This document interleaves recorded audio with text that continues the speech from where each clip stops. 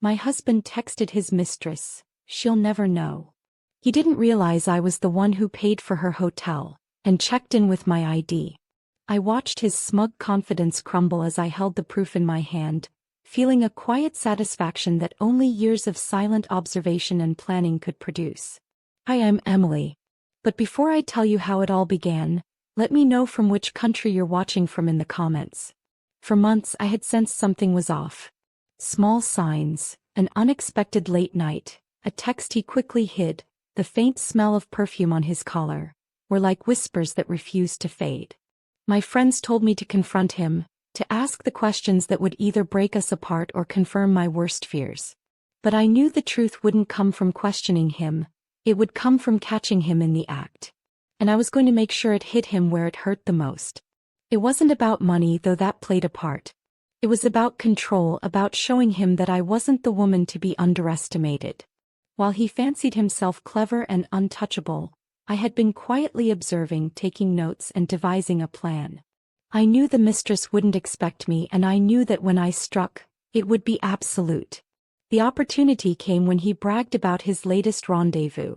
He didn't know that I had already booked the hotel room under my name, a reservation for someone he thought would be invisible.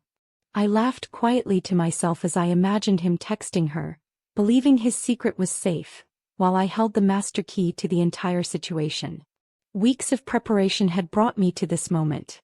I had researched every possible loophole, every potential mistake he could make, and turned it into ammunition. He thought he was untouchable, but I had planned every step with precision.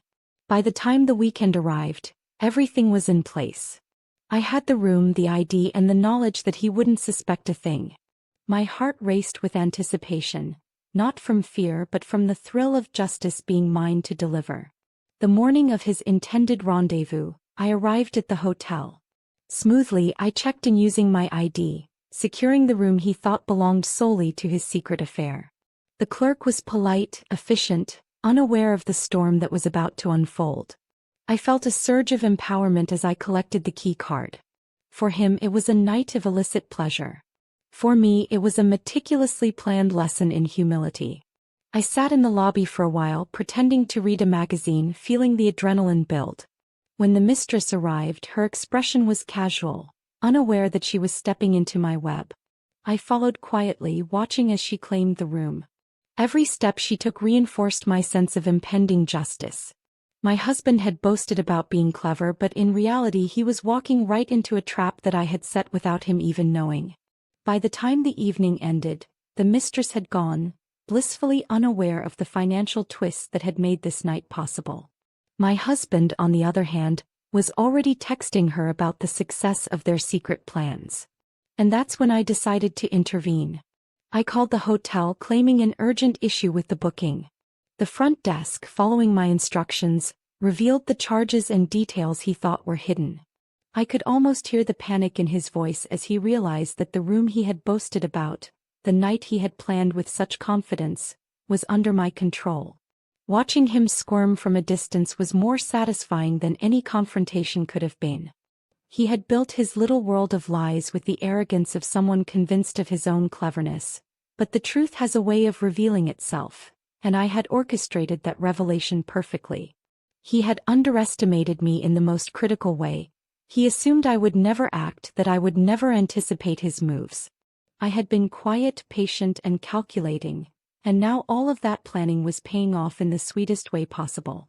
As I watched him pacing, phone in hand, it became painfully clear that the mistress had no idea what she was walking into.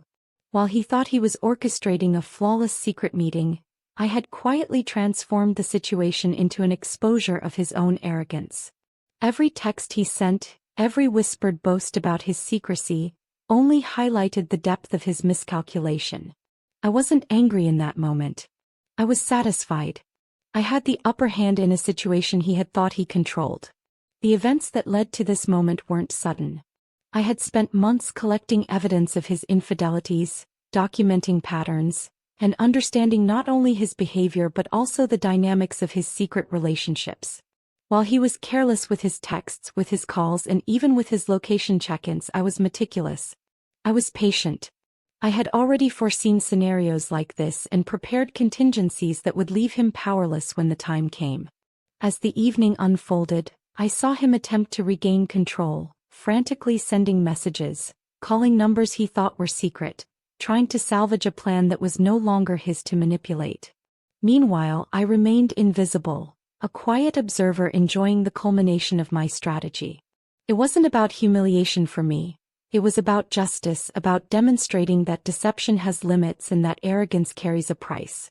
I remembered nights when I had felt hurt, moments when I had doubted whether I could confront him, whether I could reclaim my power.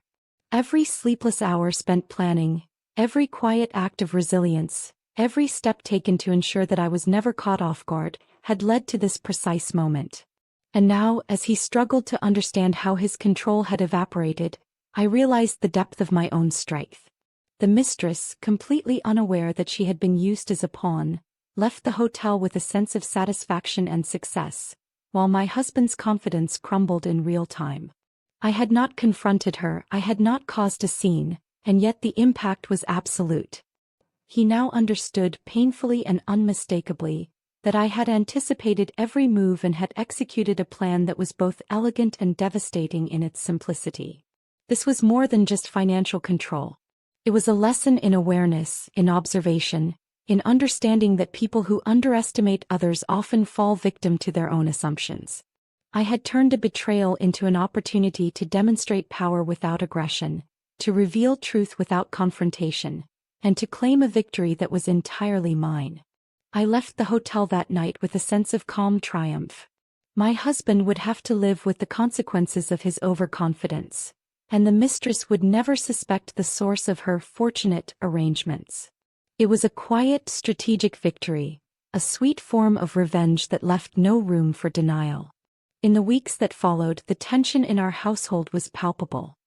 He no longer approached his interactions with the same arrogance, and I observed him carefully, knowing that my patience and foresight had permanently shifted the balance of power. By the time Monday rolled around, the reality of my plan began to sink in.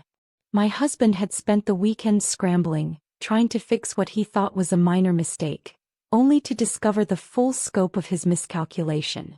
I had taken every precaution to make sure that this would not just be a private victory, it would shift the dynamics of our marriage and remind him in no uncertain terms who held the power. As I reflect on what happened, I can still feel the pulse of that moment. The satisfaction of watching someone who thought they were untouchable suddenly realize that they were completely exposed. I didn't yell, I didn't confront him aggressively, and I didn't need to. My actions spoke louder than any words ever could.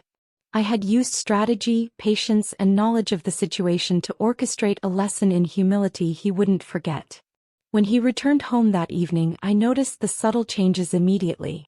There was a tension in his shoulders, a hesitancy in his voice, and a nervousness that had never existed before.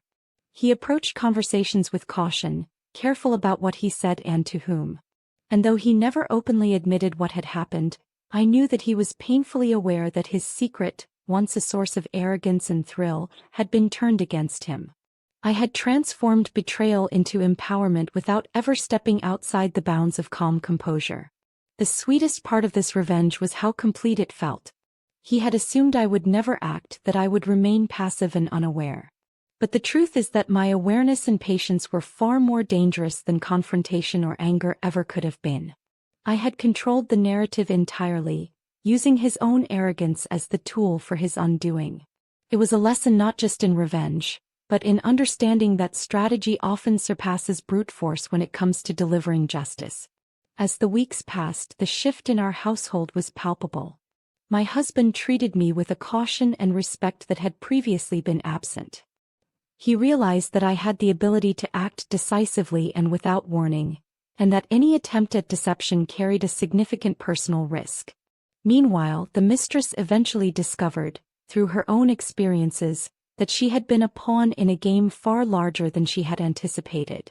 My meticulous planning ensured that every consequence was properly aligned with the lesson I wanted to deliver.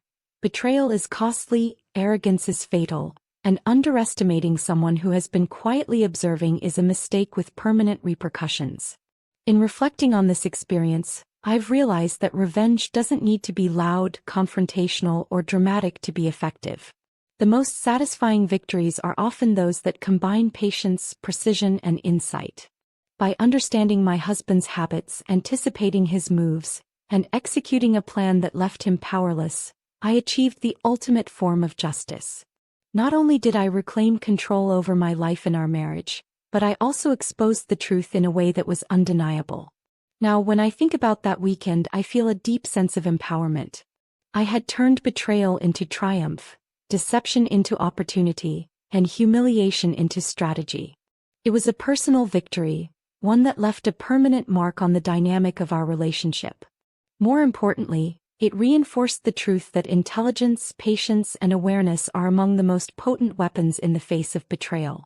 If you enjoyed this story, don't forget to like, comment, share, and subscribe to Sweet Revenge Unfolded for more. New episodes drop every single day, each packed with shocking twists, emotional payoffs, and the kind of revenge that leaves a lasting impact long after the story ends.